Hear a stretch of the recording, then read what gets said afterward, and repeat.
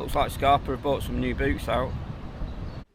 I do hope they know what they're doing, because it was on about 55p a minute. What? Bloody annoying.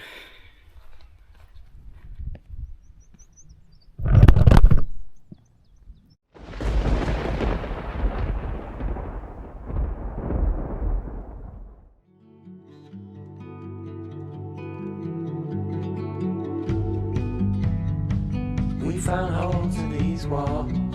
We like what we saw. Seems so strong until it falls. The final straw. Oh, I never felt like this before.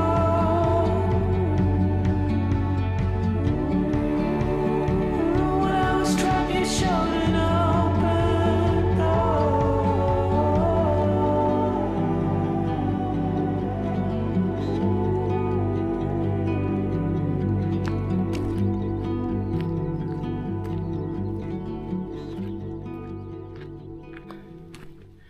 Hello people, and welcome back to the channel. Welcome back to a very sunny but very busy Lake District. It is absolutely chocker. There's cars and people everywhere. So if you haven't guessed already, I'm back in Coniston. So I've parked the car just up from the Ruskin Museum. A couple of spaces left, so I managed to get the car in there.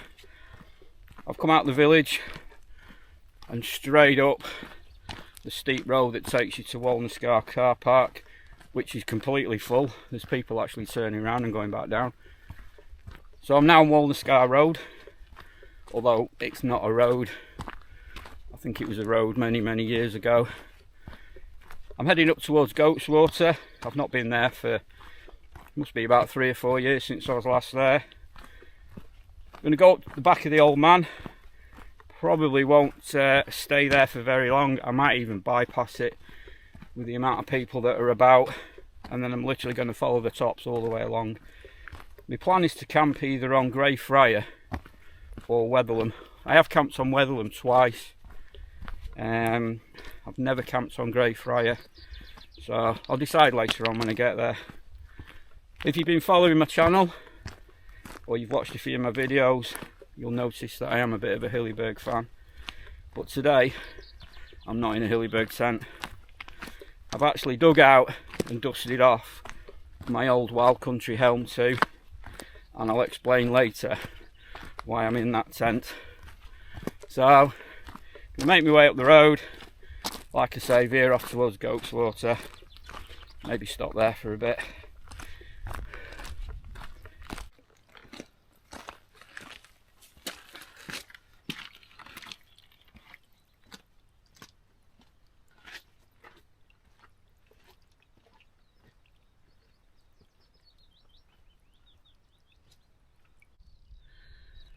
So Dow Crag's just come into view, which is behind me. Good spot over there. You won't be able to see it. It's blind tarn. It's in like a bit of a bowl. Camped there a few times, a few years ago now. But yeah, it's a good spot to camp at. I just turned the corner then, and there was a woman having a pee in the ferns. I don't know who was more embarrassed, me or her. And her husband was sat there admiring the view, and I think he was meant to be lookout. So yeah, it's quite funny.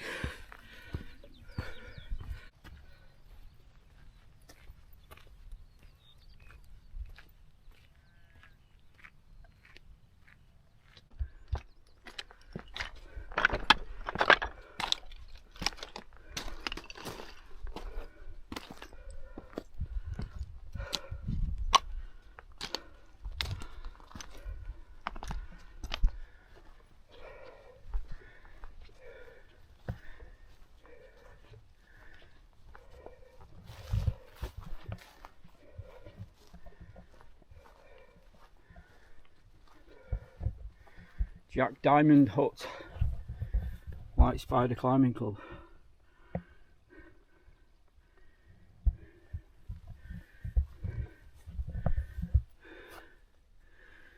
Brendan and Charlotte. Oh, why do people always have to graffiti on things?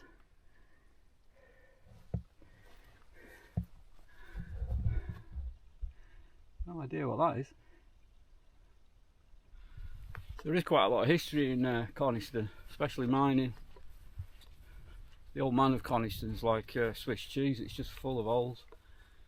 The camera won't pick them out, but you can see caves all the way up there. There's one here actually. A lot of them have been blocked off, or they've caved in over the years. Or most of them are full of water. There are videos on YouTube of people going in them. Some equipped, you know, with caving gear. Others without, foolishly.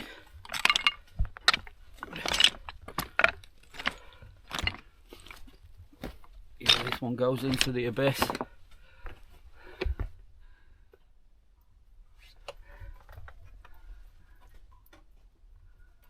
Yeah. It's not somewhere you want to go, really. Because if you get it wrong in there, you're in trouble. Another one here, only a little one. God knows how deep they go. Yeah, the best thing to do is stay out of them. You don't know what you're standing on. There's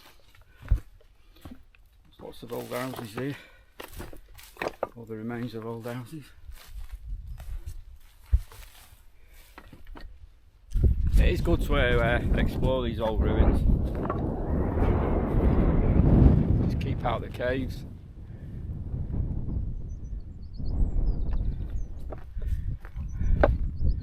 Right, I'm going to drop back down, pick up the path, and then over that brow over there to Goat's Water.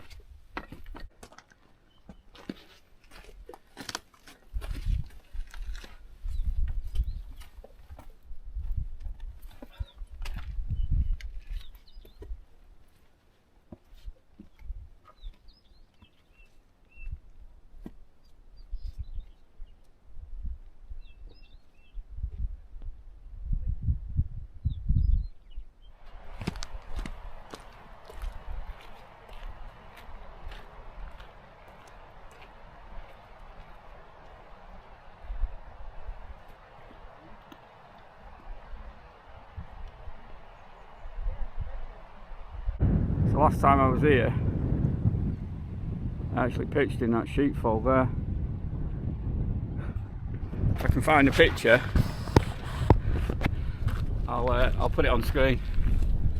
But yeah, it just sheltered me a little bit from the wind. I came up late one night after work. It was going dark, you know, like it does, running out of time, and I couldn't find anywhere to pitch around Goat's Water. Ended up pitching in the sheepfold. It served a purpose.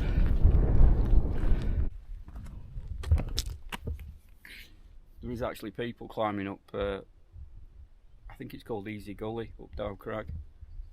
The camera won't pick them out. But yeah, you can hear them, well, you can actually see them. Right, so I'm going to get to the end of Goat's Water, and then I think I'll stop for 10 minutes, and then make my way up to the Old Man, which is what's behind me, up there. And then over there is obviously Dow Crag, up there. It's a lovely spot. It's kind of like the back way to the Old Man of Coniston. Right, get to the other end and have something to drink, I think. So I'm just sat at the end of Goat's Water, watching this line of people, and I have no idea where they're going. I hope they do.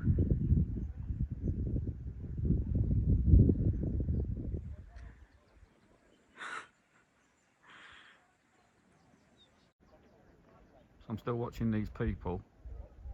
They've got to the bottom of the gully, Stayed there for about 20 minutes and now they're slowly going up. But unless they're all experienced scramblers, that is one dodgy gully to go up.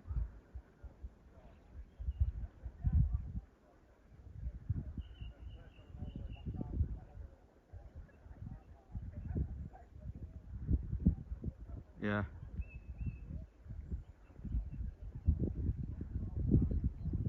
I do hope they know what they're doing.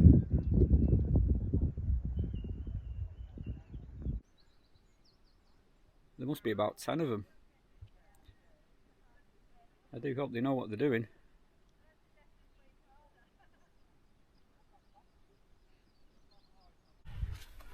Right, we're back on the path. We'll make our way up out of Goat's Water. I hope them lot, hope it doesn't end in disaster. Definitely not a group of climbers. Just sounded like a group of people out for a day walk. Right, let's make our way up, see how busy the old man is.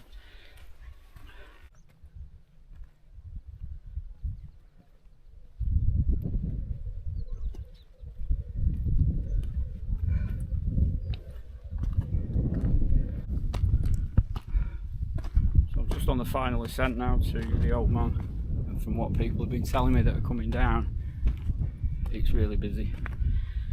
So I think I'm going to get to the top of here and go left and bypass it. How beautiful Goat's Water looks from up here. Absolutely stunning. That group of people made it to the top of the gully. Whether they were experienced or not, I don't know.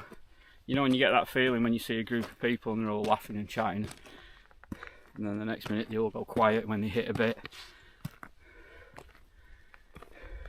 But yeah, they're all on Dow Crag. I presume it's the same group anyway. Right, a bit further on and bypass the old man. Yeah, busy as, certainly not stopping. Loads and loads of people there, and rightly so. It's a good day for it. Looks like there's some sort of charity event on. Quite a lot of people wearing a t-shirt, putting a banner up. So. Right, Brim Fell, Swirral How, and then decision time, left or right. Grey Friar or Weatherland. So that's Brim Fell done. The one behind me there. There was people sat at the other side of the cairn. You probably can hear the wind's picked up a little bit.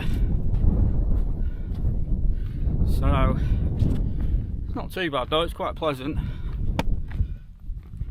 Right, keep going.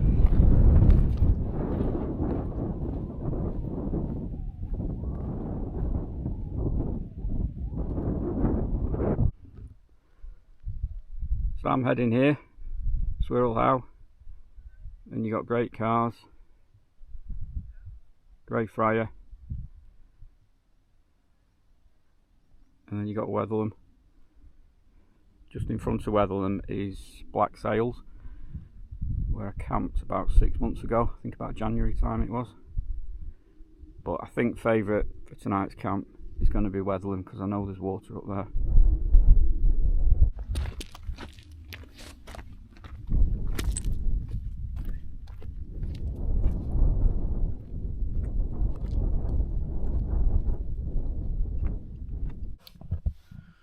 Just having 5 minutes deciding what to do.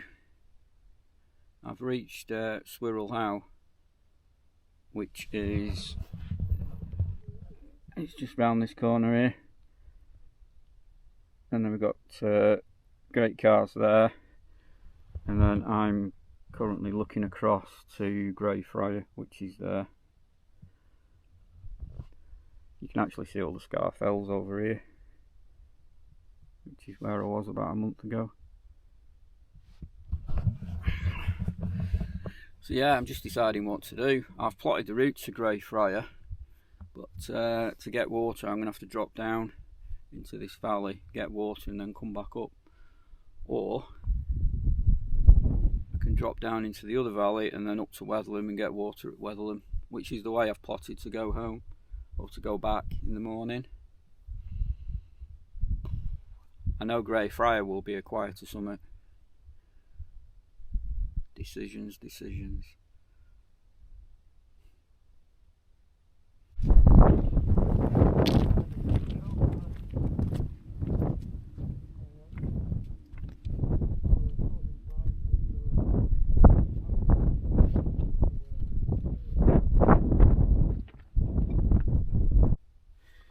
Right, I've decided I'm going to camp on Grey Friar. So I've just come down from Swirral, which is there. I'm just making my way up to Great Cars, get to the summit of that. Nice views of the Langdales. I've done it before, I've been here a few times. And then I'm going to turn around, drop down into the valley. Hopefully I've not got to go too far down. I can see some water on the map, like a little stream. Find that, get some water, and then up onto Grey Friar for the night. I've camped on Wetherlam a few times, and the worst camp I ever had was on Wetherlam. I've never camped on Grey Friar, so that's going to be home for the night. Right, Great Cars, turn round, back down into the valley.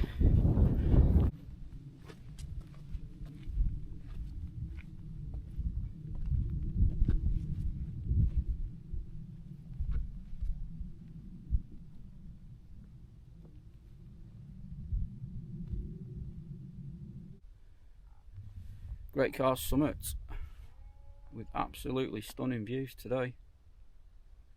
You can see for miles. Langdale Pikes behind me, Skiddaw Range beyond that. You can see all the Scar Fells where I was on the last camp. And then you can see the Old Man of Coniston, Dow Crag, which is the way I've come today. So it is starting to get a bit quieter now. It's just gone 4:30, so I imagine most people will be starting to make their way down. So I'm going to drop down off here into the valley and then find this water source, get some water, and then make my way up onto Grey Friar. There is actually people still up there, but I imagine by the time I get there they'll be coming back down. Right, let's go and find some water. I'm just passing the World War II crash site. It's quite famous. There's lots of information about it on the internet. Where sadly they crashed into Great Cars. Apparently they come in over the ocean and they drop down out the fog to get visibility and crash straight into the mountain. They were all instantly killed. All the names are on the plaque there. Hope you can see it. Quite young ages, 19-year-olds, 20, 21. The oldest is 33. So yeah, 22nd of October 1944. You can actually see where it hit there. And quite a bit of the wreckage actually carried on and went over the other side. Yeah, tragic loss of life. Yeah, he's been there a long time. Right, I have to drop down and find this water. Just hope I don't have to drop too far down, because the further I drop down, the further I've got to come back up.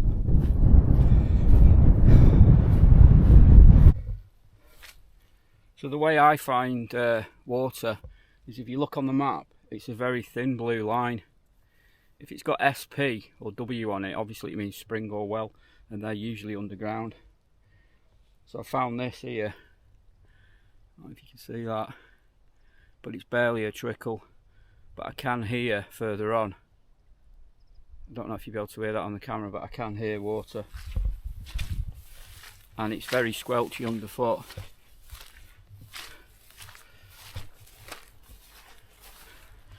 Yeah, it's here, and it's flowing nicely.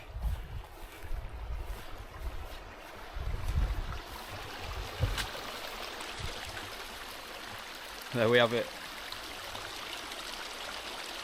Right, I'm going to get a couple of litres, get myself back up, and then pick up the path up to Grey Friar. I've had to drop about halfway down, so not as far as I thought, but I've still had to come down, which means I've got to go back up.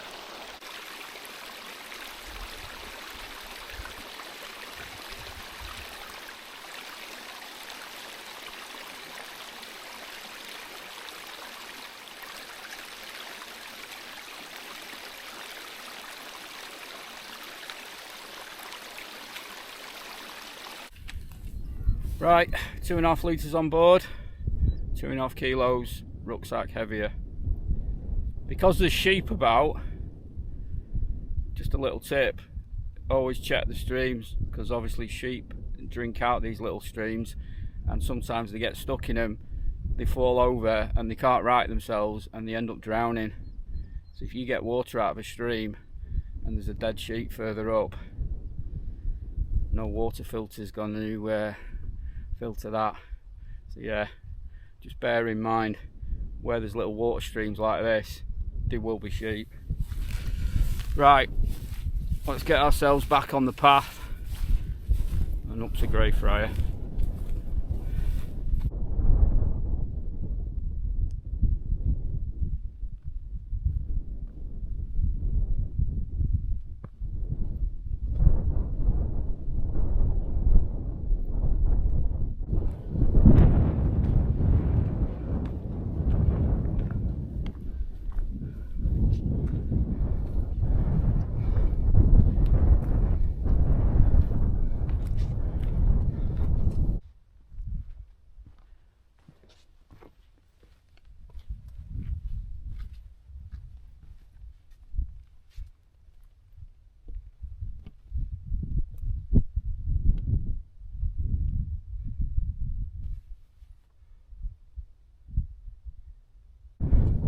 Right, the summit of Grey Friar, or summits of Grey Friar, because there's actually two.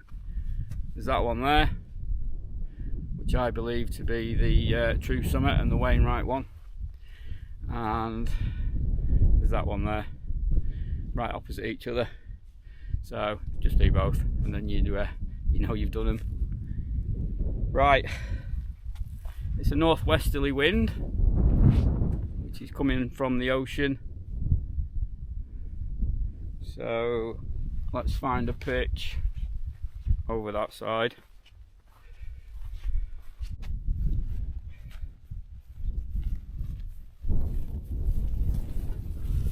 Okay, so here it is, the wild country, Helm 2. It's been a while. Let's get this tent up.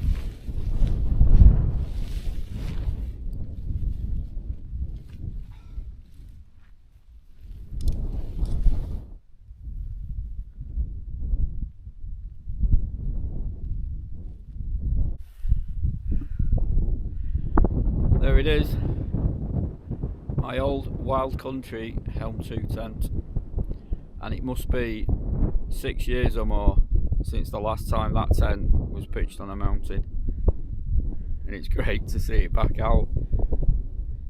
Obviously it's the older version. There's a compact version now which is a slightly different shade of green. It's like a lighter green. I think that tent's been out for a couple of years now. But yeah, I'd actually forgotten how much space there is inside. I'll just let you have a little look. I'd also forgotten how big the pockets were. So I've stuck my rucksack there, and then my water and stove and everything, pot over there. My mat and my sleeping bag there.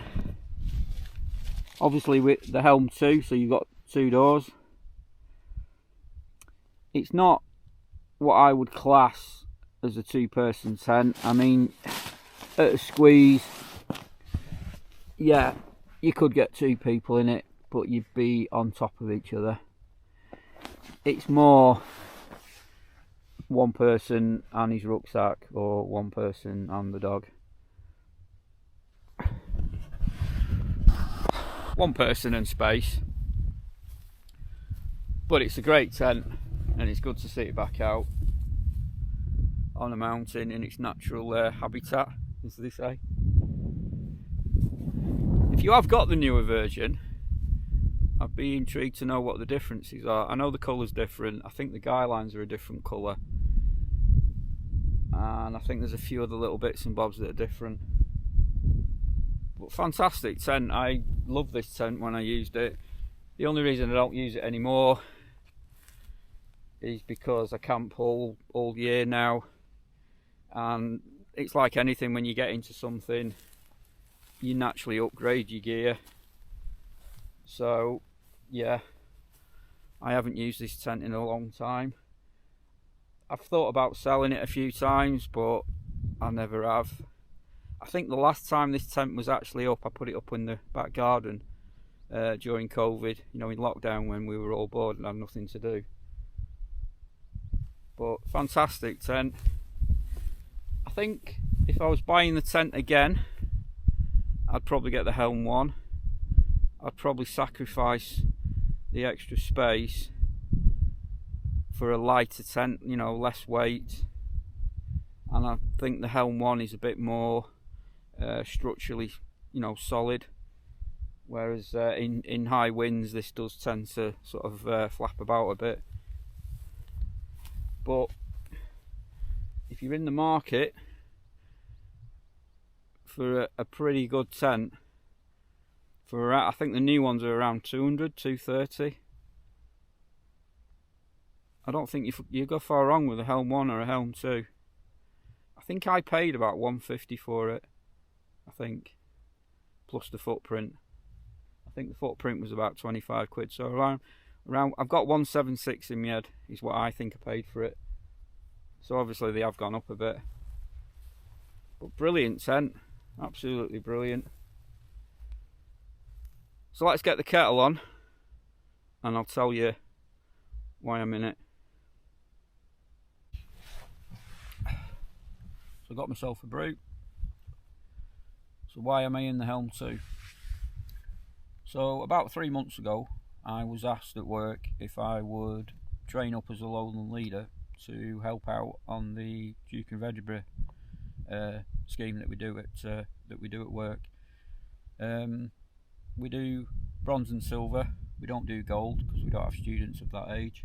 If you don't know what the DOV is, it's Duke of Edinburgh Award. So it's students from the ages of 14 to 16, which is what we do. And they do basic tasks, charity work, volunteering, that sort of type of thing. And they also do expedition. Now the expedition isn't, we don't drag them over Everest. It's all lowland valley stuff. And it's basically navigation. We teach them how to navigate, and they basically work as a team. They carry the tents, trangiers, everything that they need for a couple of days, so they carry up all the gear themselves. We track them without them knowing that they're being tracked, just to make sure, you know, nothing happens to them, they don't get lost. and also they don't cheat. So I've done a couple of days training.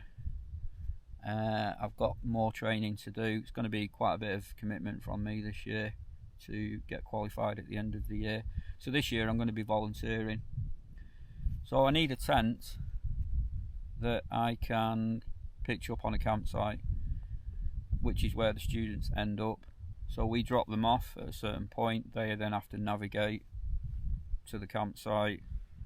The next day they then navigate to the next campsite. So the Helm 2 is perfect. So the Helm 2 is going to become my Duke of Edinburgh tent. So I got it out the other day. I put it up in the back garden, and I just thought, I'm going to take it out. I'm going to give it one last trip on a mountain. Forget the hilly bergs. I'm going to take the Helm 2. And you know what? I've enjoyed it. I've been sat here. I've got the Old Man Coniston as my view. Sat here in the Helm 2, reminiscing about when I had it years ago. And it is a great tent, and it's going to continue to be great. It's now going to be used on campsites with a load of D&V kids, and yeah, it's going to be great. So I'm really looking forward to it. So basically, that's why I'm in the Helm 2 tonight. So yeah, right, I'm going to get some food on. So if you watched my Grey Friar video, I did say to you I'd got 2 of the Radix meals, and this is the second one I got, which is Mexican chili. The first one I got was Indian curry, I think it was called, and it wasn't great. So I'm hoping this is going to be a lot better, because it's all I've got. So I'm going to boil some water. I'm going to eat this, and then I think I might have a beer and chill out for a bit. So I will catch you in a bit. So I've just popped back up to the summit. That Red X meal, it was awful. I mean, people must like them, but it was worse than the Indian one. I certainly won't be buying them again. It looks like Kit Kat for tea. I thought I'd be the only person up here, but it looks like I've got company again. Didn't think there'd be anyone on Grey Friar. So I'm going to watch the last of the sunset, have my beer, and chill out, I think. Very hazy night.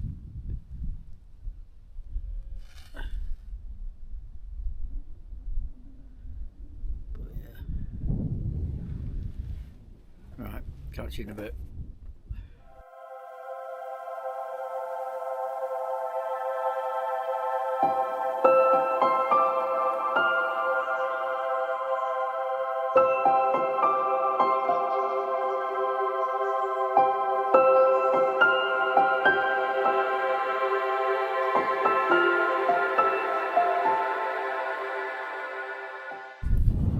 Right, the sun's finally set and the temperatures have dropped. Definitely feel it now. So I'm just going to make my way back to the tent. Quite surprised there's somebody else up here.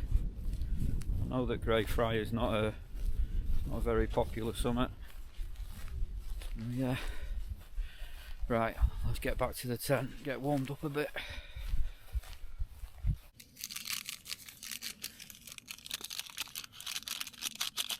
More tucked up, just gonna have an hot chocolate. Can't beat an Options. Options hot chocolate.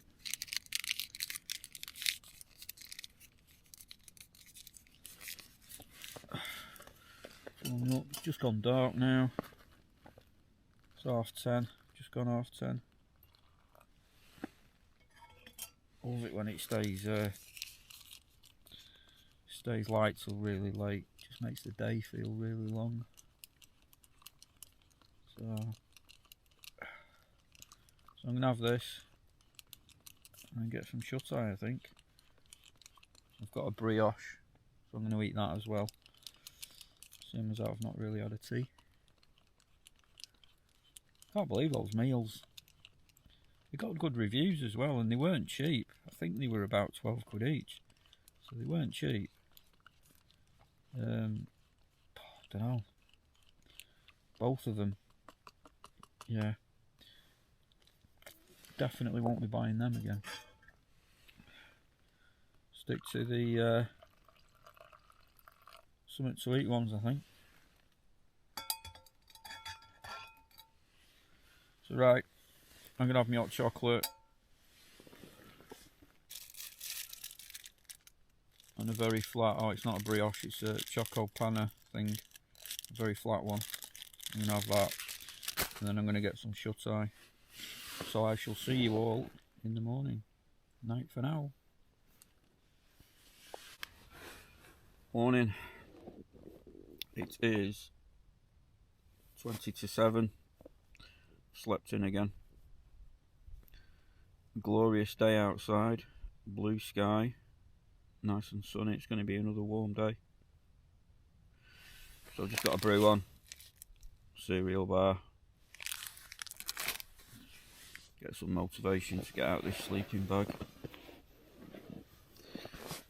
So the next time I wake up in this tent, it'll be on a campsite with a load of Diavias. Looking forward to it. It's going to be fun. So the Helm 2 lives on. So plan for today, I've not got that far to go really. I'm going to drop down off here, cut across the valley, pretty much where I got water from yesterday, and get to the top of Lever's Water, and then just drop down to Lever's Water, and then just follow the path all the way down past the YMCA, and back down to the car. So I've not got that far really, probably about 4 miles or something. Absolutely no condensation. So yeah, it's pretty bone dry. It is warm though. It's quite a warm morning. So yeah.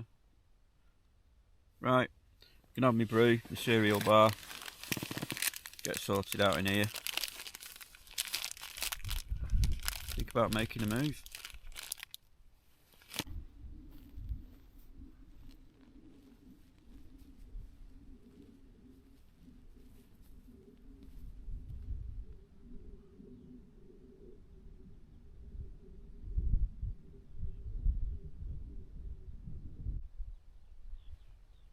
Second brew of the morning.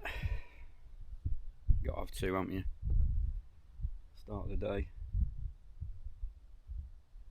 A little bit of an inversion came in then, but by the time I got the camera out, it had gone. Coming in off the ocean behind me. Don't know if the camera will pick it out. Can't see anybody on any of the other fells. Sure they're all on the way though. So I'm going to finish this, we'll get packed up, and then like I say, I'm going to drop down off Grey Friar and then follow it along. Probably won't be able to see it, but follow it along into the dip, and over the other side of that is Lever's Water, and just drop straight down. Not that far really. Right, get this finished, then we'll get moving.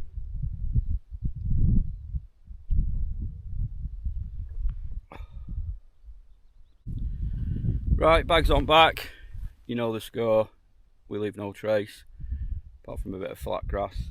No one didn't know I'd been there. So that's Grey Friar finally ticked off. Let's get going.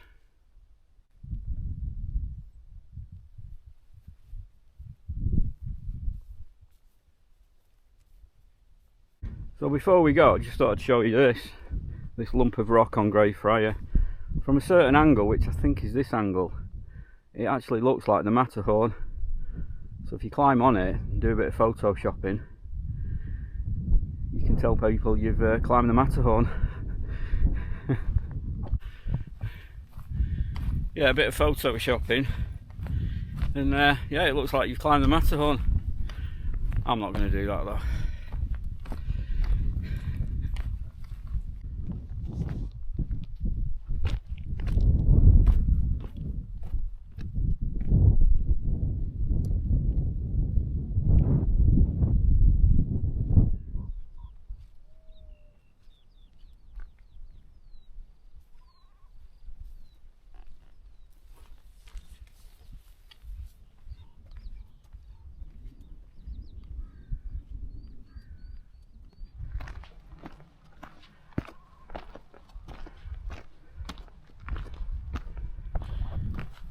Just took my phone out of flight mode. I've just got a text message saying welcome to the Isle of Man. I've not had one of them for a long time. Bearing in mind the Isle of Man is way out there in the ocean. So I put it back into flight mode because it was on about 55p a minute. What?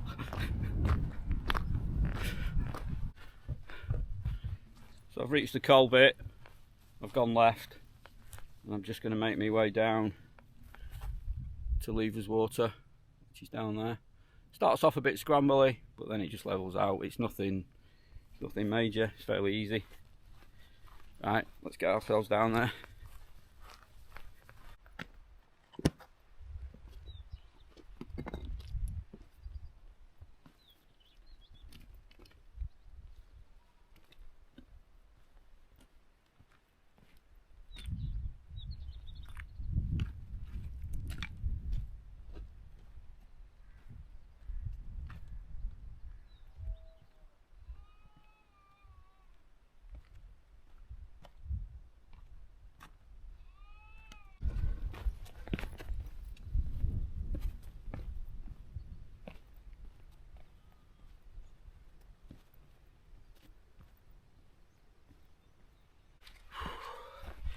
That was a slog coming down that. Seemed to take forever.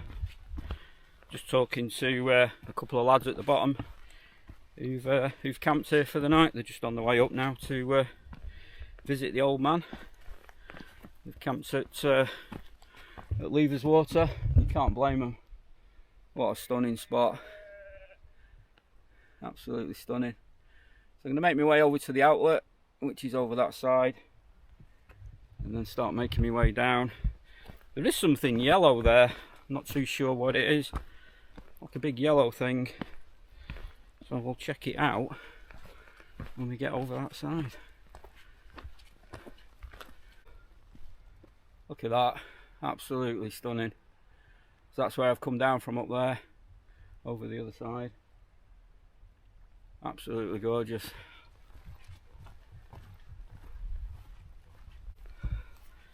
So people come to a beautiful spot like this and then they do that. Why? I don't understand why people do this. They've even burnt one of the signs. You don't need a fire. I don't understand why people do this. And it's getting worse. It really is. I'm seeing it more and more. You don't need a fire. You've got gas stoves. You don't need to trash the place. Bloody annoying.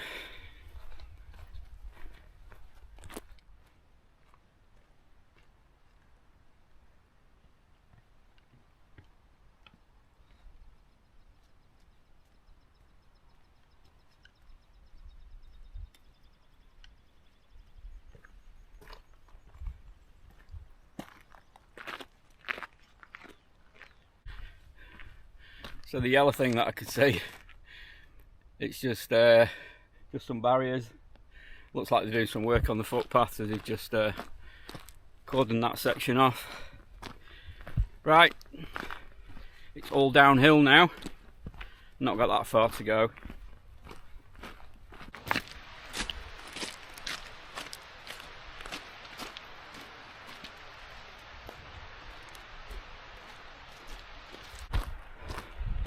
I am absolutely famished. I think I'm going to get back to the car, ditch the rucksack, and get myself in one of the cafes in Coniston and have a full English, I think. So on that note, I'm going to end the video here. So if you're still watching, thanks very much, I really appreciate it. If you've got any comments, any questions, or even if you've got a Helm 1 or a Helm 2, get in the comments box below and I'll get back to you. I do enjoy reading all your comments and I do appreciate people taking the time. Absolutely loved being in the Helm 2 last night, and it's like I said, if you're in the market for around the 200 quid mark, I don't think you can go wrong with a Helm 1 or a Helm 2.